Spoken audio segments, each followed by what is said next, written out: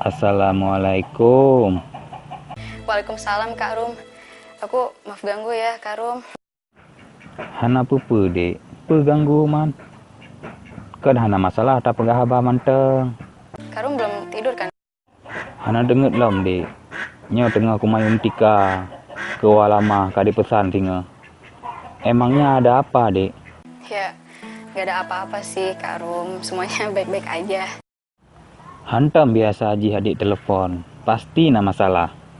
Tapi ya aslinya sih Rasya lagi kesel Kak Rum. Pakan kesel. Pajabu hana ongkotnya. Man kesel-kesel. Ya siapa lagi kalau bukan Abah sama Mamong Kak Rum. Pakan man abah ngan mamong. Dek. Pe awaknya toek barang kapat lom nya.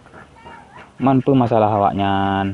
Ada masalah yang mereka bahas terus sekarang jadi berantem deh kayak gini. Hana mu fom lon dek. Pe masalah awaknya man. Sehingga awaknya mendawa, ribut. Tapi ya gitu, mereka lagi sekarang kebingungan cara untuk membagikan harta warisan.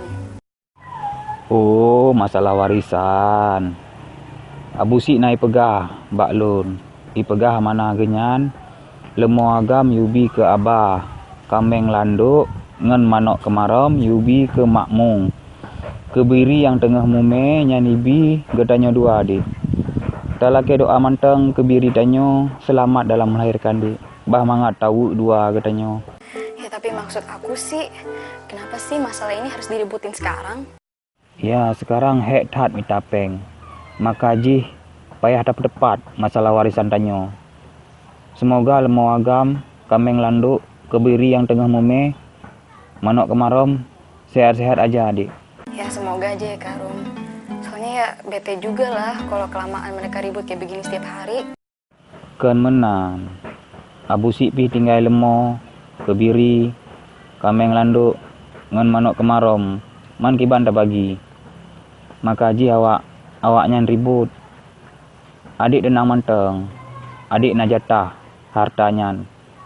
Menyokan kebiri tengah mume pasti manok kemarom ke adik. Nya jatah adik. Ya Kak, terima kasih ya Kak. Alhamdulillah sih abis telepon Kak Rum, Rachel jadi lebih tenang. Ya, adik denang manteng. Mahan kebiri tengah mume ke adik musiga ngan maji. Ke adik manteng. Manok kemarom cok juga adik. Kakak bekna hari. Kakak kajit baju angin manteng. Kak Rum memang kakak tirik yang terbaik di dunia. Kalah adik beh. Bye.